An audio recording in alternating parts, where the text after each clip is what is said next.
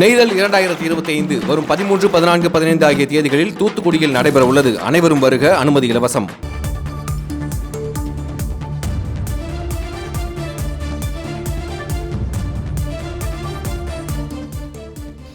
இந்தியாவுக்கு வந்து கொண்டிருந்த ஏர் இந்தியா விமானத்திற்கு வெடிகுண்டு மிரட்டலானது விடுக்கப்பட்டிருக்கிறது. இதனால் விமானமானது அவசரமாக தரையிறக்கப்பட்டிருக்கிறது. கூடுதல் விவரங்களை செய்தியாளர் ரமேஷ்குமாரிடம் கேட்கலாம். ரமேஷ்குமார், இது எப்பொழுது விடுக்கப்பட்டது? விமானம் புறப்பட்டு எவ்வளவு நிமிடத்தில் இந்த மிரட்டலானது விடுக்கப்பட்டிருக்கிறது? விவரங்களை பதிவு பண்ணுங்க. தாய்லாந்திலிருந்து இந்தியா நோக்கி வந்து கொண்டிருந்த விமானம் ஒன்றுக்கு வெடிகுண்டு மிரட்டல் விடுக்கப்பட்டதை தொடர்ந்து மீண்டும் அந்த விமானம் தாய்லாந்து விமான நிலையத்தில் அவசரமாக தரையிறக்கப்பட்டிருக்கிறது. ஏர் இந்தியாவுக்கு சொந்தமான AI379 என்கிற அந்த விமானம் தாய்லாந்தின் புக்கட்டிலிருந்து இந்தியாவில் இருக்கக்கூடிய தலைநகர் டெல்லியை நோக்கி வந்து கொண்டிருந்தது.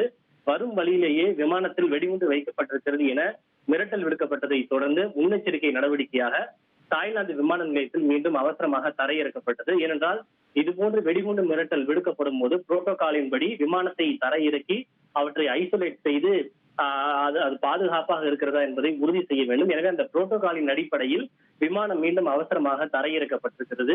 இந்த விமானத்தில் மொத்தம் 156 பேர் பயணம் செய்ததாக கூறப்படுகிறது. தற்போது இது தாய்லாந்து விமான நிலையத்தில் பத்திரமாக தரையிறக்கப்பட்டுள்ள நிலையில் அதில் பயணம் செய்த விமான ஊழியர்கள் மற்றும் பயணிகள் பத்திரமாக இருப்பதாக தெரிவிக்கப்பட்டிருக்கிறது. இந்த சம்பவம் என்பது இன்று காலை 9:30 மணிக்கு நடைபெற்றிருக்கிறது. தற்போது விமான நிலையத்தில் தனிமைப்படுத்தும் ஐசோலேஷன் பே என்று சொல்லப்படுகின்ற தனிமைப்படுத்தும் பகுதிக்கு கொண்டு செல்லப்பட்டு அங்கு தீவிரமான பரிசோதனை நடைபெற்று வருகிறது. எதுவும் பிரச்சனை இல்லை என்று கிளியரன்ஸ் கிடைத்த பிறகு மீண்டும் தாய்லாந்திலிருந்து இந்தியாவை நோக்கி புறப்படும் என தெரிகிறது. விரிவான விவரங்களுக்கு நன்றி ரமேஷ்குமார். நெய்தல் 2025 வரும் 13, 14, 15 ஆகிய தேதிகளில் தூத்துக்குடியில் நடைபெற உள்ளது. அனைவரும் வருக, அனுமதி இலவசம்.